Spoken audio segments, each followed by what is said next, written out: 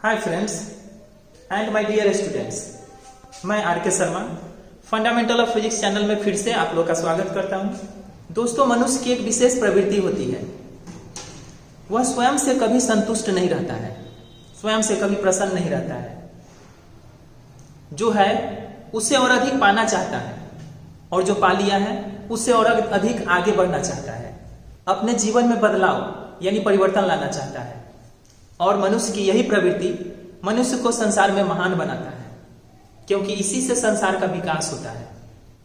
किंतु मनुष्य हमेशा उसकी तलाश में रहता है जो उसके जीवन में परिवर्तन ला सके, उसे दुख से सुख की ओर ले जा सके, उसे सफलता का मार्ग दिखा सके। और उसके लिए मनुष्य जीवन भर भटकते रहता है, उसे खोजते रहता है और जीवन भर मनुष्य उसे खोजते रहता है जो उसके पास होता है। जरा आप बताएंगे कौन है वो? नहीं पता? मैं बताता हूं।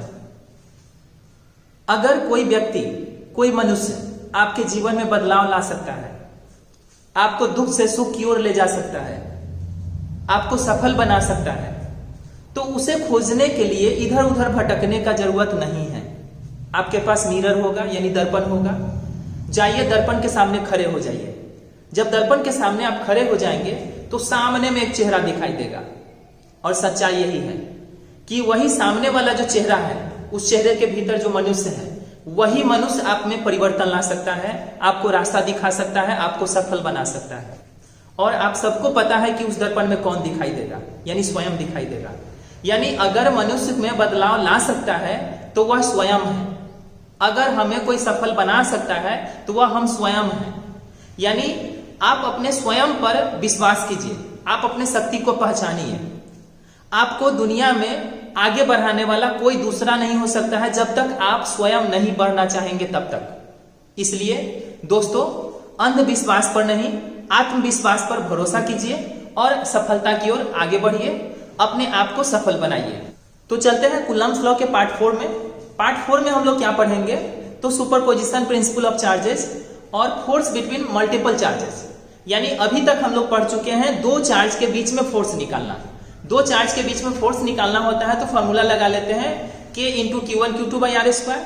लेकिन अगर दो से ज्यादा चार्ज होगा, 3, 4, 5, 6 इस तरह चार्ज होगा, और डिफरेंट चार्ज के कारण किसी एक चार्ज पर हमको रिजल्टेंट फोर्स निकालना हो तो कैसे निकालेंगे वह आज हम लोग सीखेंगे। इसमें पहला टॉपिक हम लोग को पढ़ना है सुपरपोजिशन प्रिंसिपल ऑफ चार्जेस, यानी आवेशों के अध्यारोपण का सिद्धांत। और आवेशों के अध्यारोपण के सिद्धांत को जब आप देखिएगा तो लिखा हुआ स्पष्ट आप लोग को दिख रहा होगा, if different forces are acting at a charged particle due to different charges, then resultant force at a particle will be equal to vector sum of the forces. That means यदि किसी आवेशित कण पर विभिन्न आवेशों के कारण विभिन्न बल लग रहा हो तो कण पर परिणामी बल विभिन्न बलों के सदिश योग के बराबर होता है। अब इसमें क्या लिखे इस बात को समझिए। यानी कहीं पर बहुत सा चार्ज्ड पार्टिकल है, और अगर बहुत सा चार्ज्ड पार्टिकल है तो सभी के सभी पार्टिकल एक दूसरे पर फोर्स लगा रहा होगा। लेकिन आपको इस नियम में क्या कहा गया है, तो किसी एक चार्ज्ड पार्टिकल पर बाकी सब मिलके कितना फोर्स लगाएगा उस सब का रिजल्टेंट फोर्स आपको पता करना है। तो अगर किसी एक चार्ज्ड पार्टिकल पर हमको बाकी चार्ज्ड पार्टिकल के कारण रिजल्टेंट फोर्स निकालना होगा तो बहुत सा फोर्स लग रहा होगा, लेकिन सभी फोर्स को क्या करेंगे तो जोड़ेंगे। और जोड़ने का दो मेथड होता है, एक सिंपल अलजेब्रिकल मेथड और दूसरा वेक्टर मेथड। आपको पढ़ा चुके हैं, जब चार्ज हम लोग पढ़ रहे थे उसी टाइम समझाए थे कि अगर स्केलर होगा तो उसको सिंपल अलजेब्रिक मेथड से जोड़ेंगे और अगर वेक्टर होगा तो उसको वेक्टर के मेथड से जोड़ेंगे। यहाँ पर जोड़ना किसको है तो फोर्स को, और फोर्स क्या है तो वेक्टर क्वांटिटी है। और अगर फोर्स वेक्टर क्वांटिटी है तो उसको किस मेथड से जोड़ेंगे तो वेक्टर के मेथड से। वही चीज इसमें समझाया गया है कि अगर एक पार्टिकल पर डिफरेंट पार्टिकल के कारण डिफरेंट फोर्स लग रहा है और हमें रिजल्टेंट फोर्स निकालना है तो जितना भी फोर्स लग रहा है सबको ऐड करेंगे। और किस लॉ से ऐड करेंगे तो वेक्टर के लॉ से। यानी सबको जोड़ना है लेकिन वेक्टर के नियम से जोड़ना है। तो इसी को कहा जाता है superposition of principle of charges. अब इसी चीज को फिगर में समझिए। मान लीजिए कि यहाँ पर पार्टिकल है जिसका चार्ज है Q1, दूसरा पार्टिकल यहाँ पर है जिसका चार्ज है Q2, तीसरा का है Q3, चौथा का है Q4 और लास्ट में इसमें N पार्टिकल है, लास्ट पार्टिकल का चार्ज है Qn। हमें फोर्स निकालना है Q1 पर। Q1 पर जो फोर्स लगेगा वह किसके कारण लगेगा, तो Q2, Q3, Q4, Q1 सबके कारण लगेगा।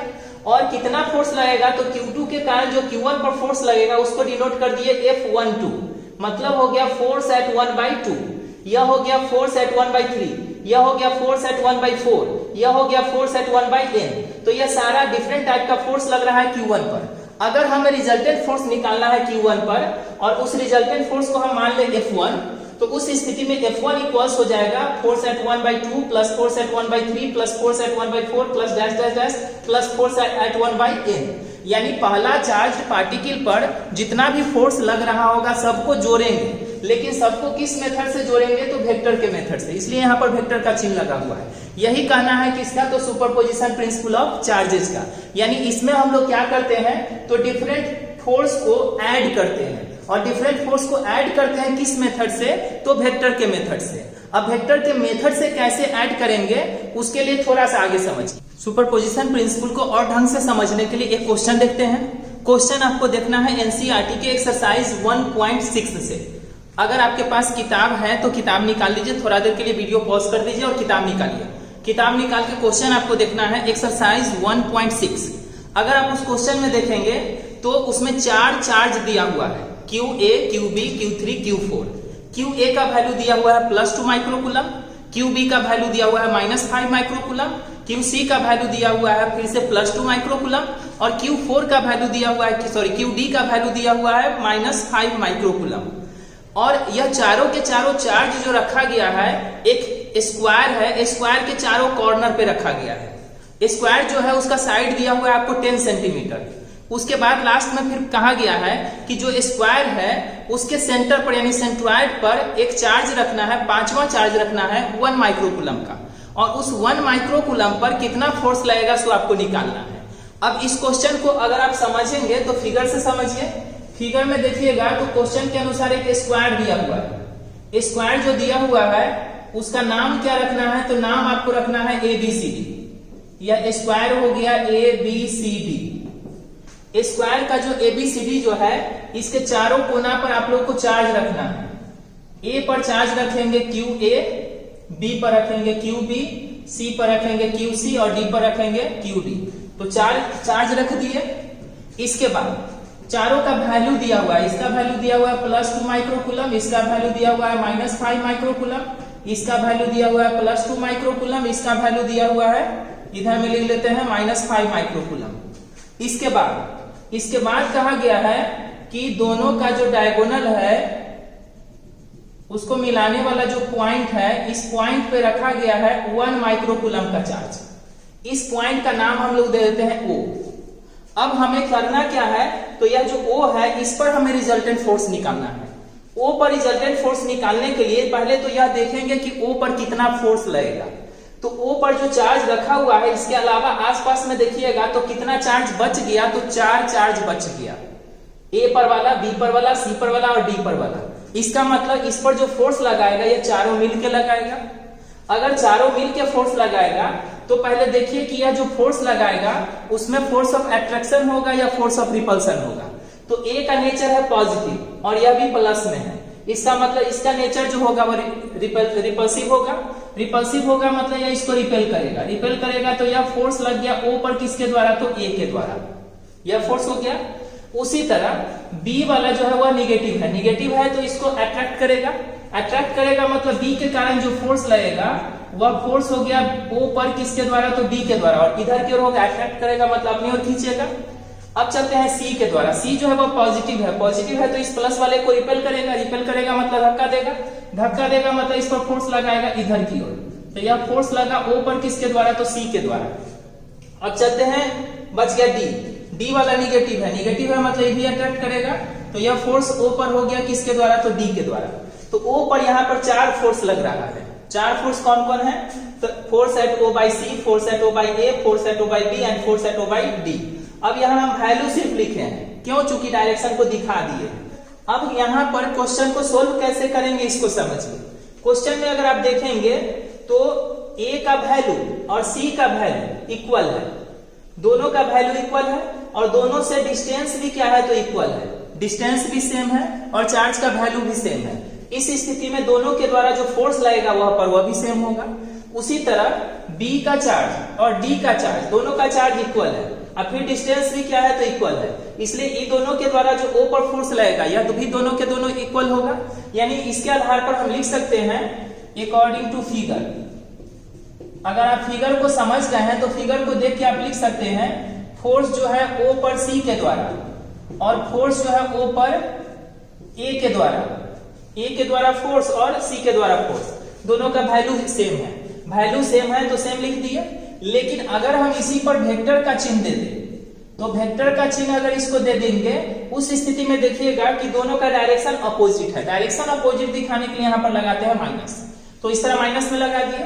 एंड आगे फिर देखिएगा तो फोर्स O पर B के द्वारा और फोर्स O पर D के द्वारा यह दोनों भी सेम है। यानी हम लोग लिख सकते हैं force OD equals force OB। फिर से अगर डायरेक्शन दिखाना चाहे तो force at O by D is equal to force at O by B but will be opposite in nature. तो इस तरह यह दोनों हम लिख दिए। यह हो गया वेक्टर के लॉ से। अब हमें करना क्या है तो रिजल्टेंट फोर्स निकालना है O पर। नाउ अगर आप रिजल्टेंट फोर्स निकालना चाहते हैं O पर, रिजल्टेंट फोर्स एट O, तो सुपरपोजिशन प्रिंसिपल के आधार पर लिखते हैं। तो फोर्स एट O अगर हमको निकालना है तो जितना भी फोर्स लग रहा होगा सबको जोड़ेंगे। किस मेथड से जोड़ेंगे तो वेक्टर के मेथड से जोड़ेंगे। यहाँ पर आप देख चुके हैं कि 4 फोर्स लग रहा है, फोर्स O पर A के द्वारा, फोर्स O पर B के द्वारा, फोर्स O पर C के द्वारा और फोर्स O पर D के द्वारा 4 फोर्स लग रहा है। चारों को जोड़ेंगे किस मेथड से तो वेक्टर के मेथड से। या किसके अनुसार लिख दिए तो सुपरपोजिशन प्रिंसिपल के आधार पर लिख दिए। अभी सबको जोड़ना है, फोर्स O पर A के द्वारा प्लस फोर्स O पर B के द्वारा लिख दिए। FOC के बदले यहां पर देखिए हम क्या लिख सकते हैं तो minus force O by A plus FOD के बदले लिख सकते हैं minus force O by B, लेकिन वेक्टर के फॉर्म में।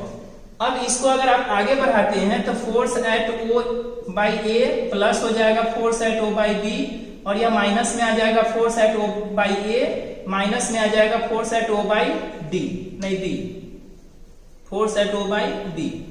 इस तरह यहां पर देखेंगे तो FOA प्लस में माइनस में, FOB यह प्लस में या माइनस में, टोटल जोड़ेंगे तो कितना हो जाएगा तो 0। यानी O पर रिजल्टेंट फोर्स कितना हो जाएगा तो 0। आपको दूर से भी दिख रहा होगा, अगर ऑब्जेक्टिव में इसी टाइप का क्वेश्चन पूछता है तो आपको दिखाई दे रहा होगा कि जितना इधर लग रहा है उतना ही इधर लग रहा है, जितना इधर लग रहा है उतना ही इधर लग रहा है। इसका मतलब रिजल्टेंट फोर्स कितना होगा तो 0। तो इस तरह सुपरपोजिशन प्रिंसिपल का यूज करते हैं डिफरेंट फोर्सेस को जोड़ने के लिए। अब इसके बाद हम लोग को पढ़ना है force between multiple charges. Force between multiple charges के लिए आप एक तो पढ़ चुके सुपरपोजिशन प्रिंसिपल, जिसमें डिफरेंट चार्जेस के बीच में फोर्स निकालना सीख लिए। लेकिन अब यहाँ पर थोड़ा सा और चेंज करके हम सीखेंगे। फोर्स बिटवीन मल्टीपल चार्जेस का ही एक और भी उदाहरण था। यहाँ पर क्या करेंगे तो यहाँ पर सीखेंगे कि अगर किसी पार्टिकल पर 2 फोर्स लग रहा हो तो उसका डायरेक्ट कौन सा फॉर्मूला हम यूज करेंगे, या 3, 4, 5 फोर्स लग रहा हो तब किस स्थिति में कौन सा फॉर्मूला हम यूज करेंगे। आप सुपरपोजिशन प्रिंसिपल में जो उदाहरण पढ़े वो तो ठीक था कि दोनों तरफ इक्वल था तो दोनों को जोड़ दिए या चारों को जोड़ दिए 0 हो गया। लेकिन अगर इक्वल नहीं होता तब तो वैल्यू निकाल के सोल्व करना पड़ता। अब वैल्यू निकाल के सोल्व करना पड़ेगा, तब कैसे सोल्व करेंगे वो हमें यहाँ पर सीखना है। इसके लिए सबसे पहले हम चलेंगे, अगर 2 फोर्स लग रहा होगा तब क्या करेंगे। अगर किसी चार्ज्ड पार्टिकल पर 2 फोर्स लग रहा हो उसके लिए वेक्टर को याद कीजिए। वेक्टर में आप लोग पढ़े होंगे लॉ ऑफ पैरेललोग्राम।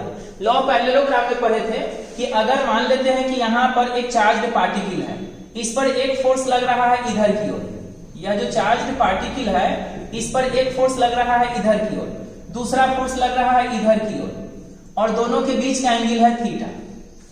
तो उस स्थिति में F1 और F2 2 फोर्स लग रहा है, दोनों फोर्स का रिजल्ट कितना होगा यह हमको निकालना है। हेडिंग इसका क्या हो सकता है तो इसका हेडिंग हम लिख सकते हैं रिजल्टेंट ऑफ 2 फोर्सेस, यानी 2 बलों का परिणामी। अगर कहीं पर चार्ज्ड पार्टिकल है और उस पर 2 फोर्स लग रहा है, पहला फोर्स लग रहा है F1, दूसरा फोर्स लग रहा है F2, दोनों के बीच का एंगल कितना है तो थीटा। इसके लिए आप याद कीजिए वेक्टर में आप लोग पढ़े होंगे 2 वेक्टर हम लोग लिए थे P और Q और दोनों के बीच का एंगल लिए थे थीटा। दोनों का रिजल्टेंट आया था लॉ ऑफ पैरेललोग्राम से √PA² plus Q² plus 2PQ cos theta. उस फॉर्मूला के आधार पर अगर हम इसको सोल्व करते हैं तो F1 और F2 का जो रिजल्टेंट फोर्स आएगा F, वह कितना हो जाएगा, तो root under F1 square plus F2 square plus 2F1 F2 cos theta. तो इस तरह अगर कहीं चार्ज पार्टिकल पर दो फोर्स लग रहा है, उसका रिजल्ट आपको निकालना है, तो इस फॉर्मूला से रिजल्ट निकालेंगे। इसमें थीटा क्या होता है, तो दोनों के बीच का एंगल। इसमें भी स्पेशल केस होगा। स्पेशल केस क्या क्या होगा इसको समझते हैं। स्पेशल केसेस में चलते हैं। पहला, if F1 and F2 are in same direction,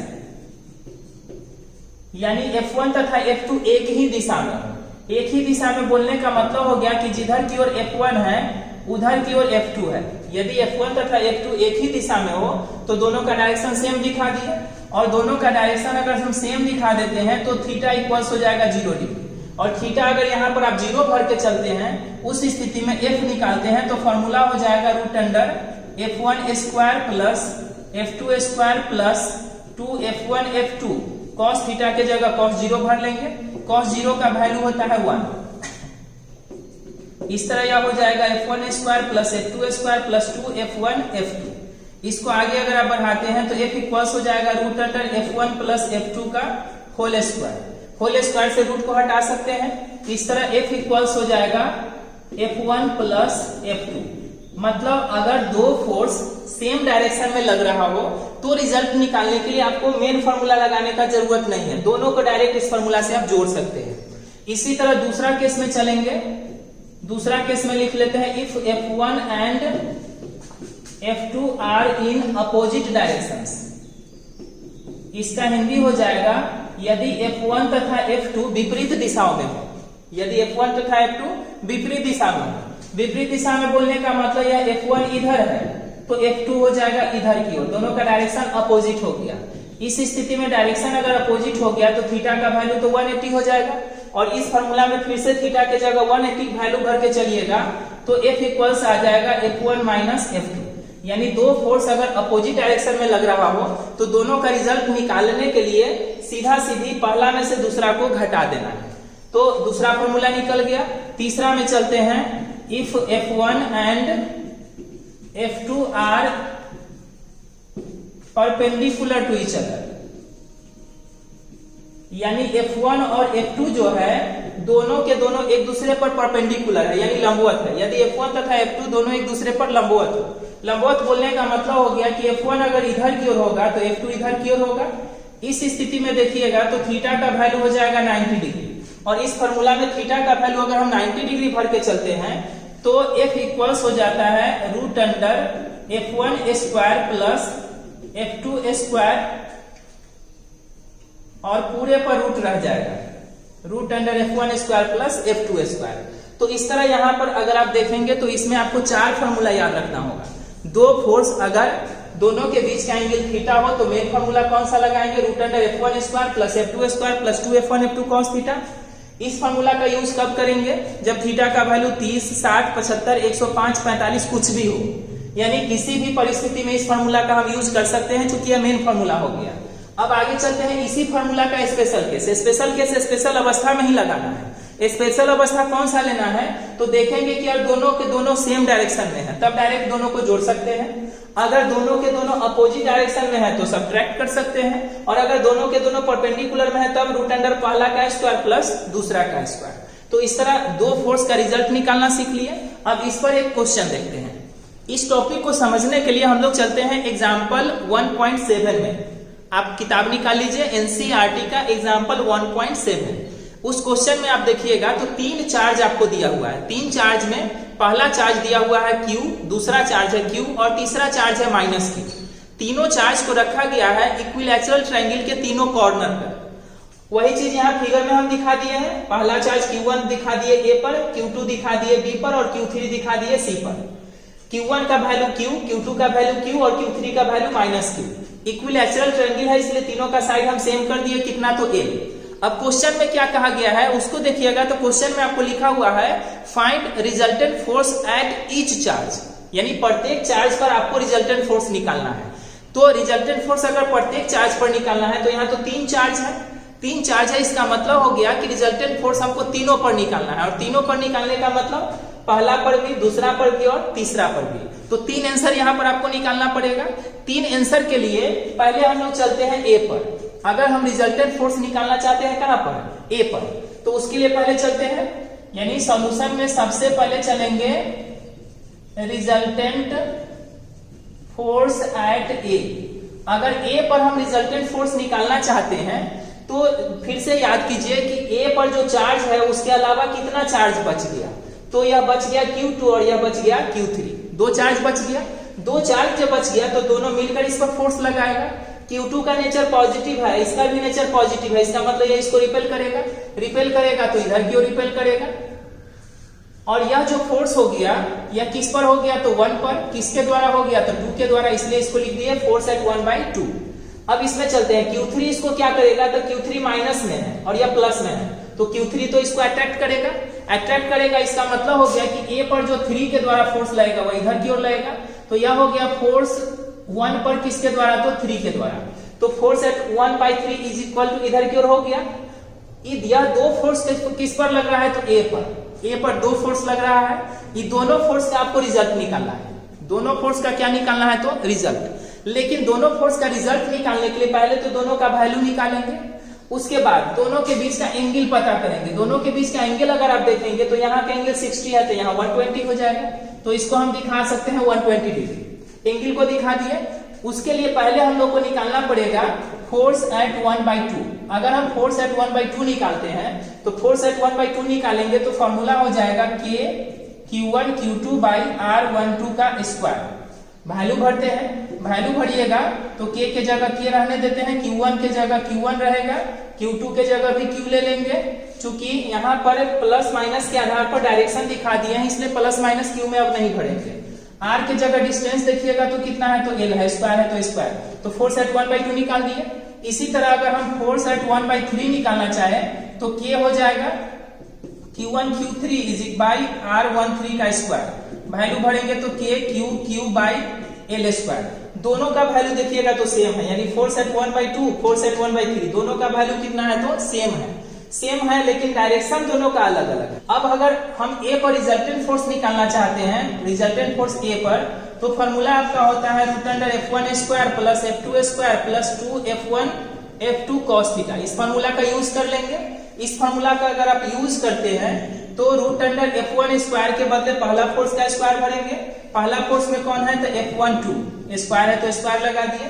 दूसरा फोर्स की जगह कौन है, तो F13 स्क्वायर है तो स्क्वायर लगा दिए। उसके बाद है 2F12 इंटू F13 इंटू में cos और थीटा के बदले लिख दिए 120।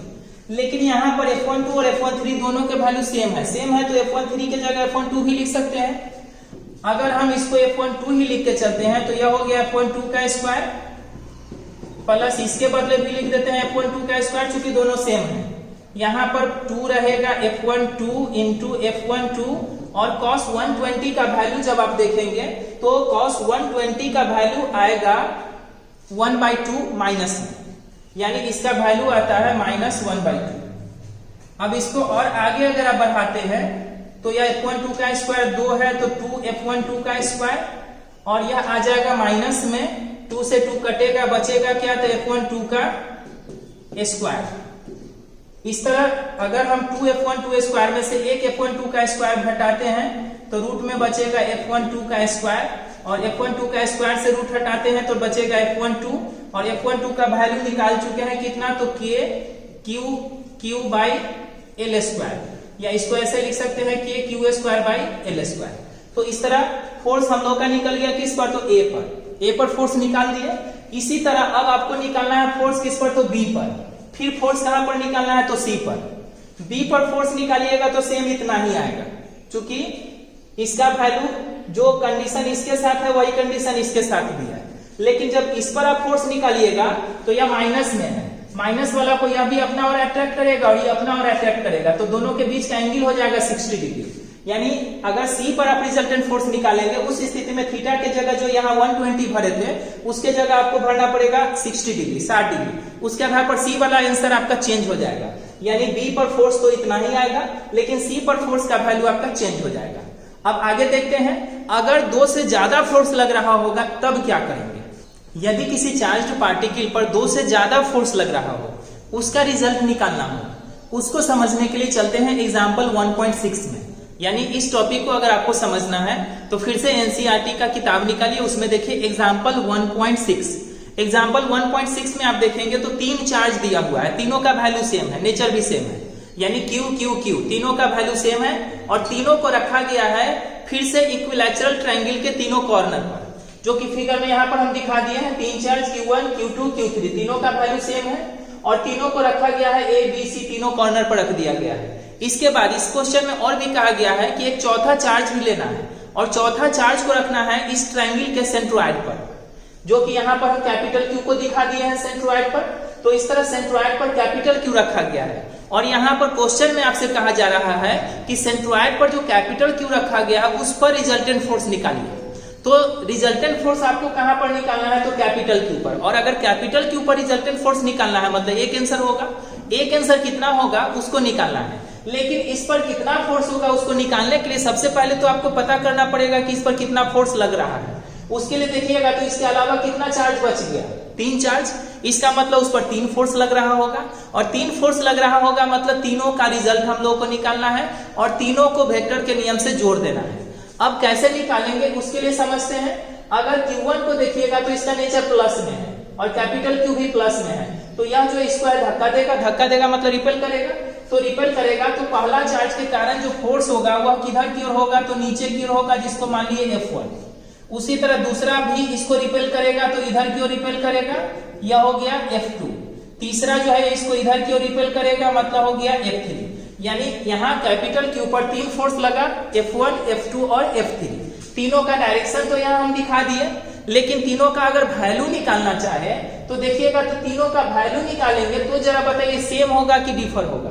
तो अगर चार्ज का वैल्यू देखते हैं तो तीनों चार्ज का वैल्यू सेम है और तीनों चार्ज से अगर आप डिस्टेंस देखते हैं तो डिस्टेंस भी क्या है, तो सेम है। डिस्टेंस कितना है इसको मान लेते हैं। मान लीजिए कि यह डिस्टेंस x है, यह डिस्टेंस भी x है और यह डिस्टेंस भी x है, तीनों का डिस्टेंस सेम है और उस डिस्टेंस को हम मान लिए x। और अगर डिस्टेंस को मान लिए x तो इसके सॉल्यूशन में हम लिख सकते हैं हियर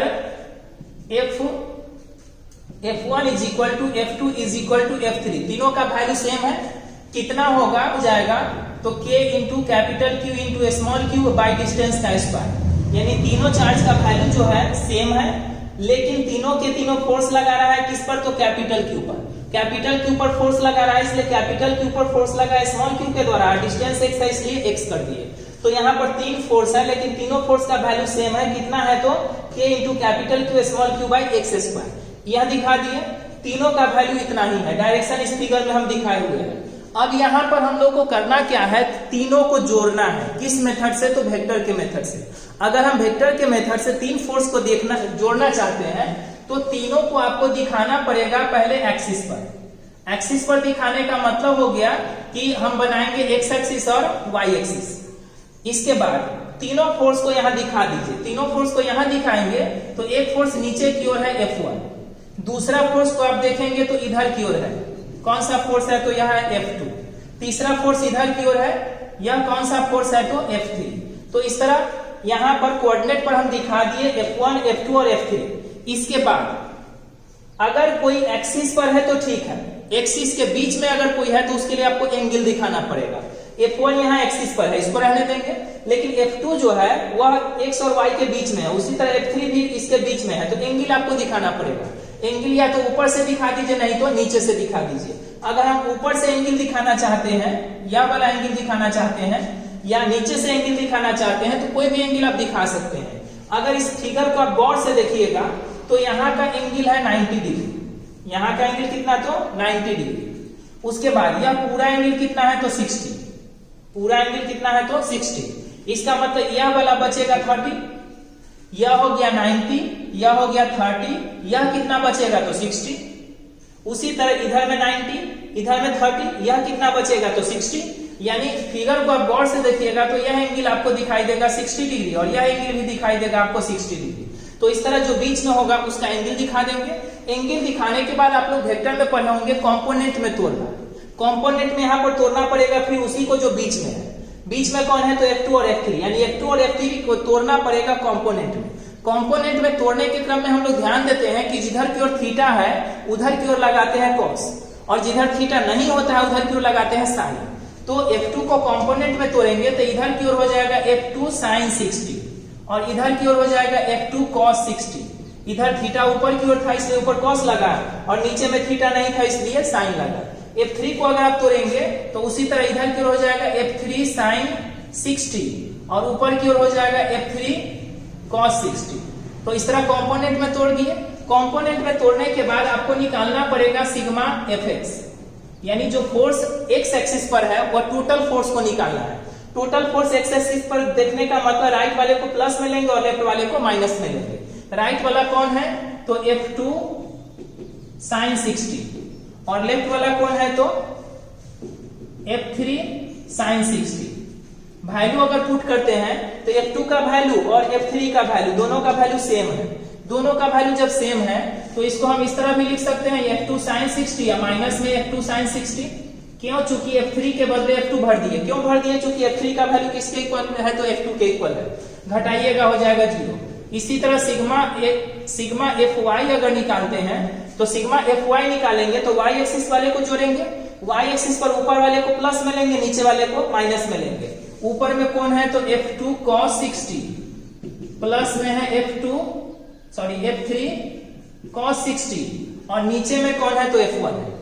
F1 नीचे वाले को ले लिए माइनस में। अब F2 रहेगा cos 60 के बदले हम लोग लिख सकते हैं cos 60 का वैल्यू होता है 1/2। cos 60 के बदले लिख सकते हैं 1/2 प्लस में F3 रहेगा फिर से cos 60 के बदले 1/2 माइनस में है F1। अब यहां फिर से देखिएगा तो F2 F3 सबके सब किसके इक्वल है तो F1 के इक्वल, यानी जहां पर F2 है वहां F1 लिख सकते हैं और जहां F3 है वहां पर भी F1 लिख सकते हैं, माइनस में F1 के जगह F1 है। इस तरह यह अगर F1 को हम कॉमन ले लेते हैं तो यहाँ 1/2 प्लस 1/2 माइनस 1। इस तरह F1 गुने 0 रिजल्टेंट हो गया 0, यानी सिग्मा Fx भी 0 है, सिग्मा Fy भी 0 है। तो अगर आपको 2 से ज्यादा फोर्स कहीं लग रहा है तो इस तरह कोऑर्डिनेट में दिखा के सिग्मा Fx निकालेंगे, सिग्मा Fy निकालेंगे। इसके बाद रिजल्टेंट फोर्स का फॉर्मूला होता है नाउ रिजल्टेंट फोर्स। अब अगर इसमें आप रिजल्टेंट फोर्स निकालना चाहते हैं यानी परिणामी बल निकालना चाहते हैं तो इसका फॉर्मूला हो जाता है √under sigma Fx square plus sigma Fy square. √Under sigma Fx square जो sigma Fy square. Fx square के बदले भी भरेंगे 0, Fy स्क्वायर के बदले भी भरेंगे, आंसर आ जाएगा 0। अब यह जो वेक्टर का मेथड है इसको अगर आप नहीं समझे हैं तो आपसे रिक्वेस्ट है कि 11th में आपको एक चैप्टर पढ़ना है वेक्टर में वेक्टर का मल्टीप्लीकेशन एडिशन सब आपको पढ़ना है। तो उसका कॉपी अगर आपके पास होगा तो उसको एक बार देख लीजिएगा, या दूसरा ऑप्शन है आपके पास कि अगर हम वेक्टर का वीडियो बनाएंगे तो उसको एक बार देख लीजिएगा। तो इस तरह अगर आपको 2 से ज्यादा फोर्स को जोड़ना होता है तो वेक्टर के मेथड से जोड़ते हैं। इस क्वेश्चन को जैसे हम बना दिए इसी तरह सेम क्वेश्चन अभी जो थोड़ा देर पहले आप लोगों को बताए थे एक्सरसाइज का 1.6 का, उसको भी इस मेथड से आप बना सकते हैं। लेकिन फर्क यही है कि इसका कैलकुलेशन थोड़ा लंबा होगा और हम पहले जो मेथड बताए थे वो एकदम इजी है। तो अगर एक्सरसाइज वाला क्वेश्चन बनाना था यानी जहां पर हमको दिख रहा है कि आंसर 0 होगा तो 0 ले आएंगे, डायरेक्ट ले आएंगे। अगर जहां पर दिखेगा कि नहीं उसका कुछ आंसर आने वाला है तो उसको तो आपको इस मेथड से ही बनाना पड़ेगा। यानी जहां पर 2 से ज्यादा फोर्स लग रहा है तो उस स्थिति में उसको वेक्टर के मेथड से सभी फोर्स का वैल्यू निकालेंगे, सबको कोऑर्डिनेट पर दिखाएंगे। अगर किसी को रिजॉल्व करना पड़ेगा तो रिजॉल्व करेंगे, उसके बाद सिग्मा Fx निकालेंगे, सिग्मा Fy निकालेंगे, तब फॉर्मूला लगा देंगे √under sigma Fx square plus sigma Fy square. इसके आधार पर आपको कैलकुलेट करना पड़ेगा।